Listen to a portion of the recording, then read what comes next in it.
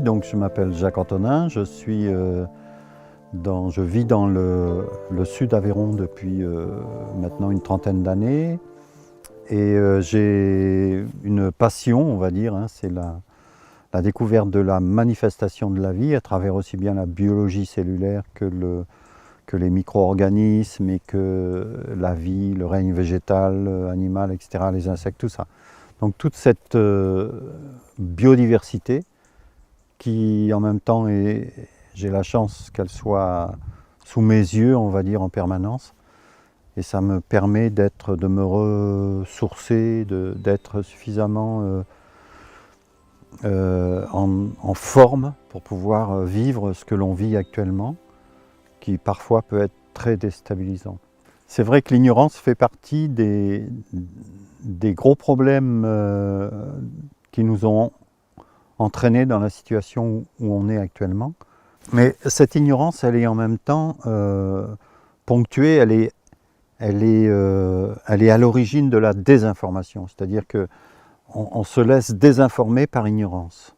Donc l'ignorance, on peut dire qu'elle est liée à la désinformation, mais il y a surtout une période stratégique qui a été, on va dire, le point de départ de la construction de notre société industrielle soi-disant moderne et soi-disant civilisée, où on a perdu toute forme de souveraineté, aussi bien individuelle que nationale ou autre, ou patriotique, peut-être même à une échelle beaucoup plus réduite.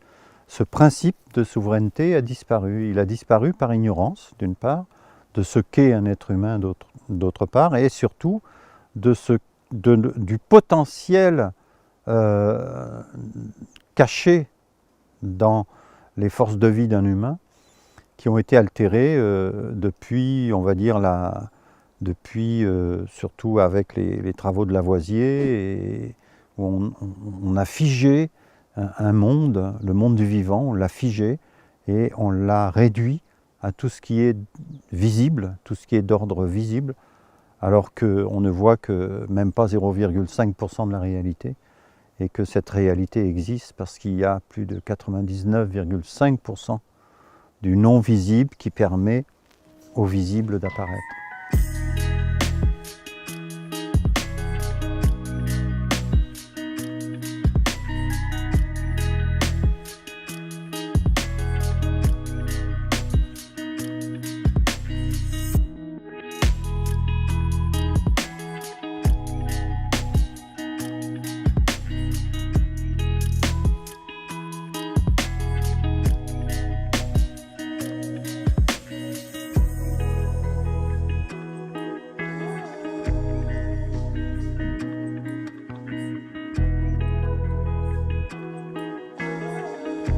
Alors la pensée pasteurienne, elle s'applique, c'est une vision, je pourrais dire même que c'est un choix de société. C'est devenu un mode de société, la pensée pasteurienne. C'est-à-dire, les désherbants, pour moi, c'est la pensée pasteurienne. Vous voyez, le Roundup, on a essayé d'interdire le Roundup. Le Roundup, c'est quoi? C'est un produit qui tue l'herbe. Est-ce que vous croyez que l'herbe n'a pas une mission sur Terre? C'est intéressant. On peut très bien cultiver sans Roundup. Ça fait 40 ans qu'on utilise ça en bio, les méthodes de culture sans désherbant. Plus de 40 ans. Moi, j'ai commencé en 75 à l'époque. Donc, il faut arrêter le délire. On sait comment mettre en œuvre une culture sans désherbant. Qu'est-ce que c'est ce truc-là? Mais la pensée pasteurienne fait que on conserve ces méthodes-là parce que on veut utiliser une technologie, si on n'utilise pas un désherbant qui tue l'herbe, une technologie qui restera dans la pensée pasteurienne. D'accord? C'est-à-dire supprimer quelque chose. Donc, on va utiliser en bio des méthodes de désherbant bio. On va traiter les sols en maraîchage, on va utiliser le gaz, la chaleur, le machin, tout ce que vous voudrez. Mais non. Ça, c'est la pensée pasteurienne. On reste toujours dans la même éducation. Ça commence à l'école, ça commence avec les vaccins, ça commence avec le combat. Je parlais des défenses immunitaires, c'est ça. L'être humain, ce n'est pas un guerrier. Il vient au monde pour communiquer avec son entourage. Il ne vient pas pour se défendre. Non, il ne vient pas pour agresser l'agresseur potentiel. Non, non, non, non, non. Il vient pour échanger, pour harmoniser. D'ailleurs, j'ai sorti une phrase que j'appelle la loi de la vie. Chaque organisme vivant qui se manifeste dans l'univers n'a qu'un but essentiel, c'est d'harmoniser le lieu où il évolue dans le temps et l'espace. C'est aussi bien une herbe qu'un champignon, qu'un arbre, voilà, c'est ça ce principe-là. Et ça, c'est l'anti-pensée pasteurienne.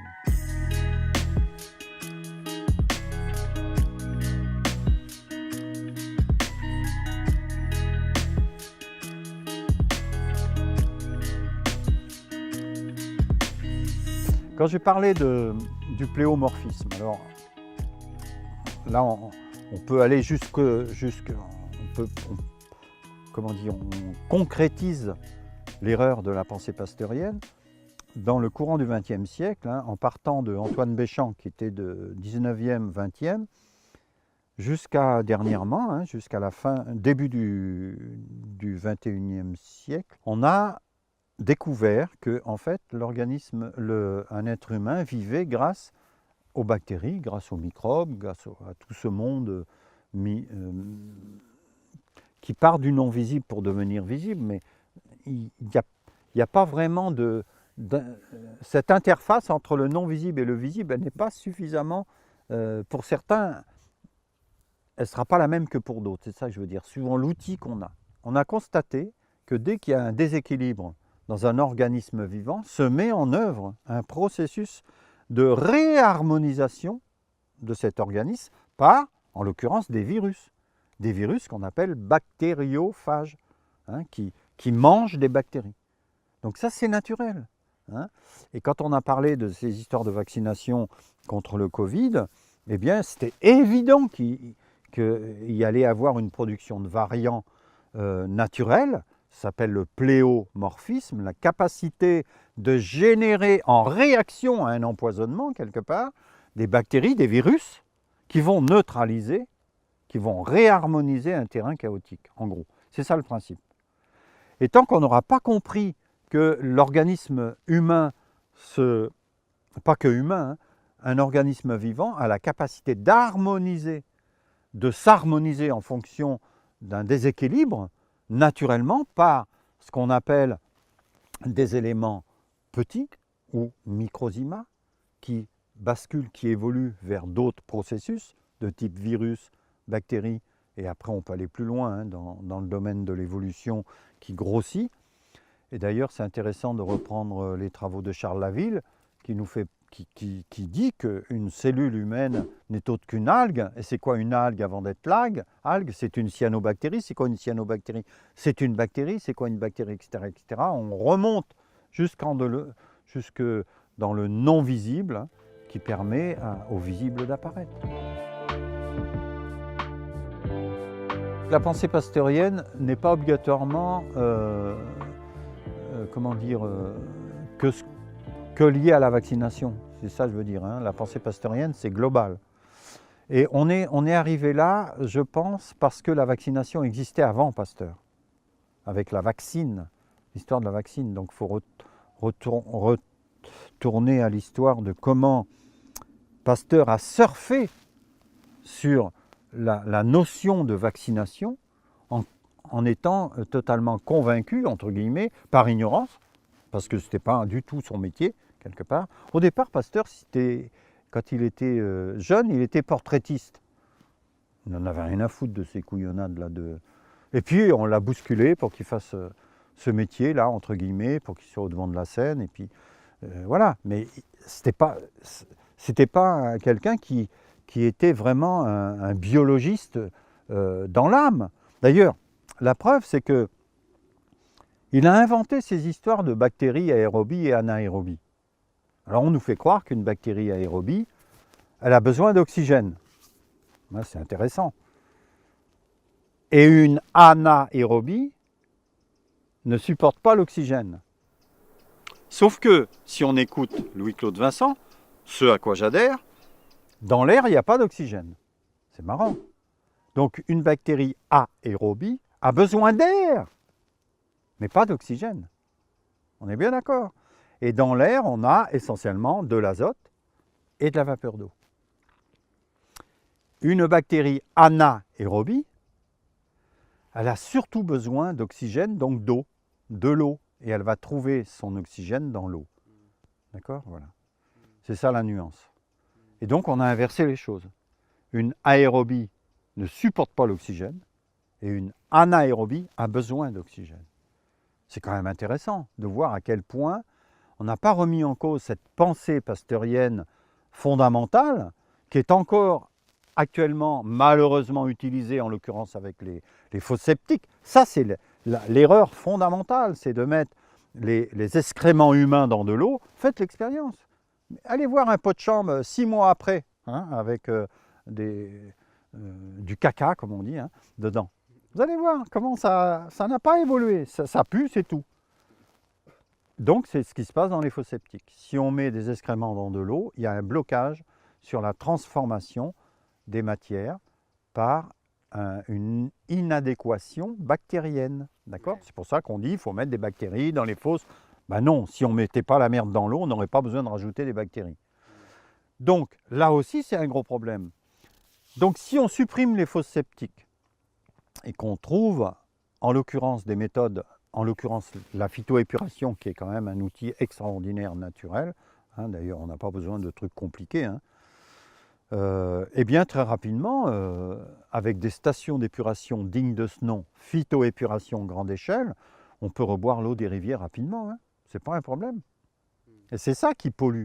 Et ça pollue l'eau, donc ça pollue la faune, la flore, etc. Et c'est un cercle vicieux. Donc il y a une, comment dire, une remise en cause globale du mode de fonctionnement et du système d'épuration, d'accord, de l'assainissement, et du mode d'alimentation et de tous ces traitements hormonaux qui sont complètement à côté de la plaque et qui créent plus de maladies que de réparation et de santé, quoi.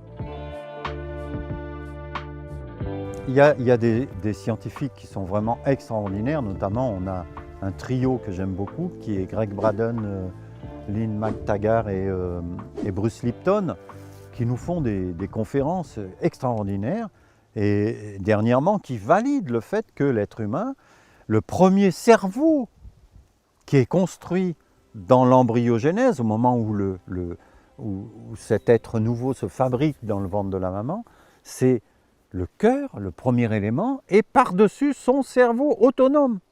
Le cœur a un cerveau autonome, d'accord, qui fonctionne en partenariat, bien sûr, avec le cerveau crânien et qui descend jusqu'au niveau du système de digestion, hein, le système des intestins.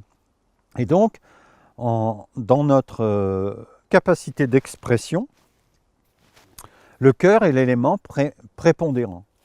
Et il faut savoir que le cœur est un organe, d'abord ce n'est pas une pompe, hein, d'ailleurs si vous reprenez les travaux de Bernard Vial, qui dit que le sang ne circule pas, donc en fait le sang se fabrique dans les poumons, c'est lui qui fabrique les vaisseaux, il ne circule pas dans les vaisseaux, mais il fait battre le cœur. En gros, c'est ça, hein, pour schématiser. Sur tout ce qu'on nous a appris, que le cœur est une pompe, c'est absolument impossible que le cœur soit une pompe. C'est impossible. Hein. C'est le b.a.-ba de la physique, pour ceux qui ont fait un peu d'hydraulique. Le principe, c'est le principe du cric hydraulique. Un cric hydraulique, vous avez un petit piston, hein, sur lequel on agit et qui va envoyer une pression sur un grand piston. Ce grand piston va soulever une charge énorme, hein, voilà, grâce à une petite pression. Mais après, vous pouvez essayer de faire pression sur ce gros piston, il n'aura jamais d'action sur le petit piston. Or, le cœur, on croit, si le cœur est une pompe, c'est l'inverse de l'hydraulique. Donc, ce n'est pas possible. Le cœur ne peut pas être une pompe. Que ce soit une électrovanne, que ce soit un redistributeur d'énergie, d'infos et tout, ok, c'est possible tout ça. Mais surtout pas une pompe. Mais ce qui est très important, c'est de comprendre que le cœur est un grand mystère. Comme le sang, c'est un grand mystère. D'ailleurs, Christopher Vazé dit le corps est au service du sang. Le corps est au service du sang. Et le sang, pour moi, c'est de l'âme liquide. Hein, et c'est l'âme qui anime le corps physique. Hein, et si le sang est lumineux, il a une radiance, hein, il a des rayonnements comme la radioactivité, il irradie quelque chose. Hein, et cette radiance est le reflet de la pureté de l'âme de la personne. D'accord ? Quelqu'un de brillant, ça a un sens. D'ailleurs, ça vient, et là, encore une hérésie qu'on nous fait croire à l'adolescence, on nous dit le thymus, cette glande extraordinaire, cette glande-là, à l'adolescence, à la puberté, elle se nécrose et ça ne sert plus à rien. Ok. On enlève le thymus, on meurt, mais ça ne sert plus à rien. Donc, il y a quand même un problème. Non. La seule partie du corps physique à la naissance qui fait l'inverse du reste, c'est le thymus. Un être humain à la naissance, il émet des biophotons, hein, c'est-à-dire de la lumière, des flashs lumineux.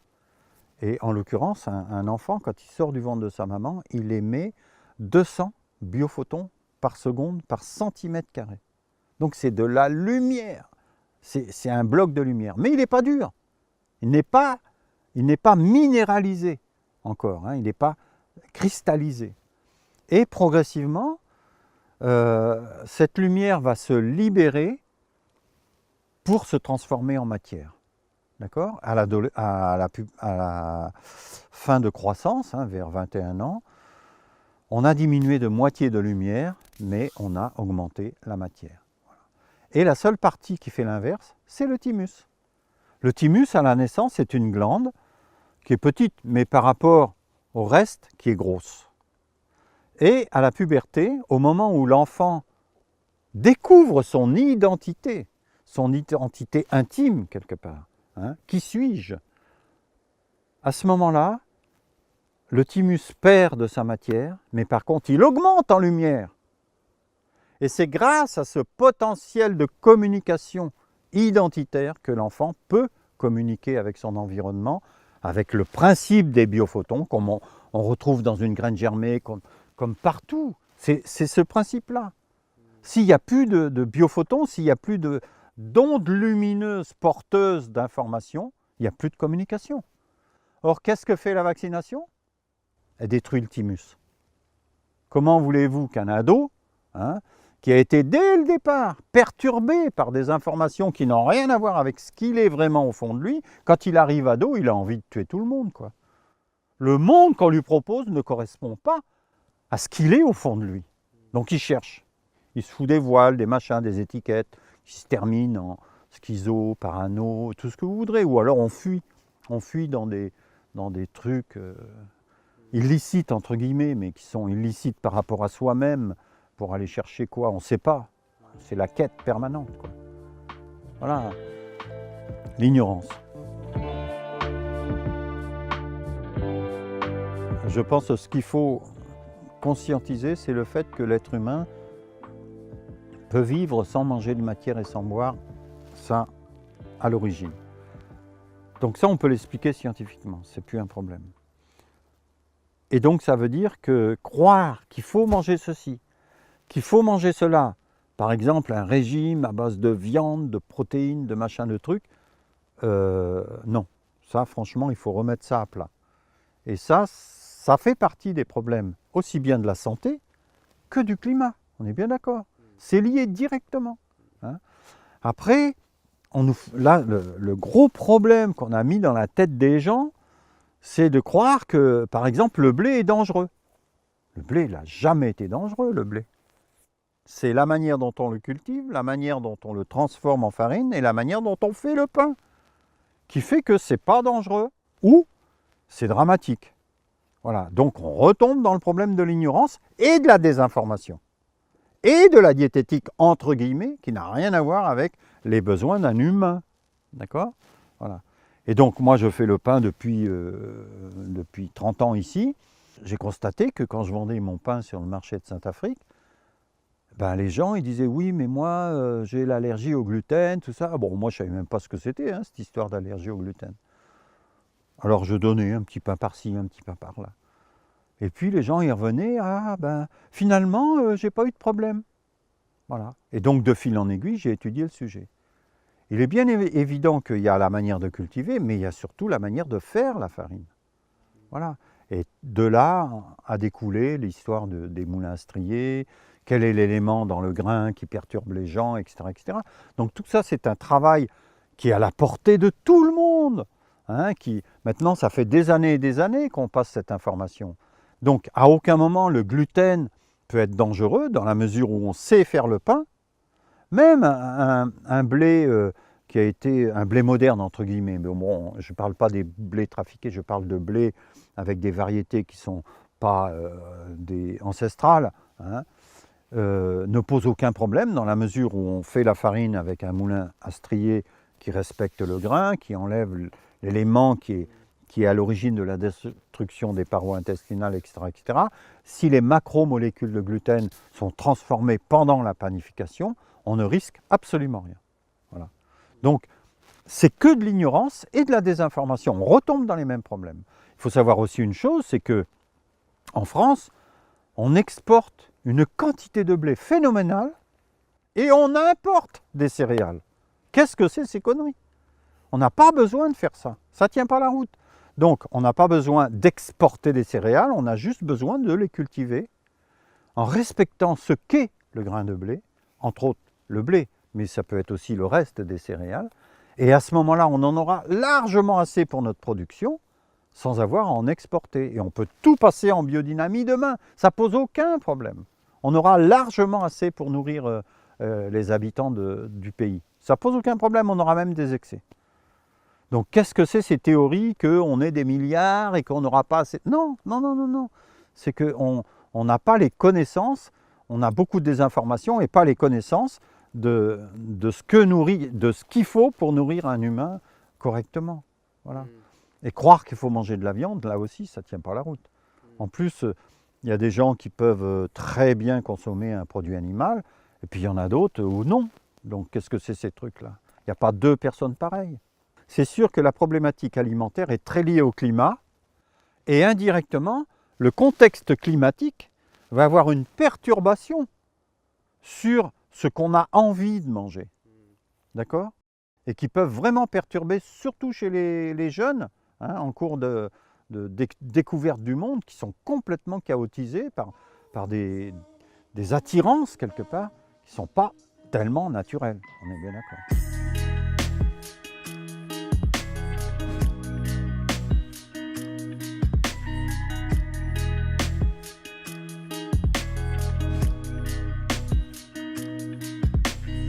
On n'est pas trop nombreux sur la planète, on peut largement nourrir l'ensemble de la population terrestre sans s'inquiéter. Simplement, il faut d'ailleurs, je sais que la FAO, dans les début des années 2000 ou un truc comme ça, a sorti un rapport qui disait que l'alimentation entre guillemets industrielle moderne ne pouvait pas nourrir les habitants habitués à des nourritures locales très spécifiques. Non. Ça les faisait crever. Ils mouraient de faim, quoi, de maladies et tout. Non, ce qu'il faut, c'est manger pas beaucoup, mais un aliment nourrissant. Et c'est quoi un aliment nourrissant? C'est un aliment vivant, comme le principe de la graine germée, qui a la capacité de transmettre les informations que notre corps va capter. Ce n'est pas une question de calories, de lipides, de machin. Non, non, non, non, non. On fabrique, nous, le corps physique a la capacité de fabriquer tout ce dont on a besoin. On le transforme. Sont des transmutations biologiques grâce à l'ensemble d'un corps physique extraordinaire qui communique. Hein, les cellules communiquent entre elles à des vitesses vertigineuses. Et puis, il y a les reins qui vont alchimiser quelque part des éléments dont on n'a pas besoin, qui les retransforment en aliments ioniques, hein, qui vont repartir dans le circuit, en l'occurrence lymphatique, qui va être tout redistribué et arriver aux portes d'entrée des cellules.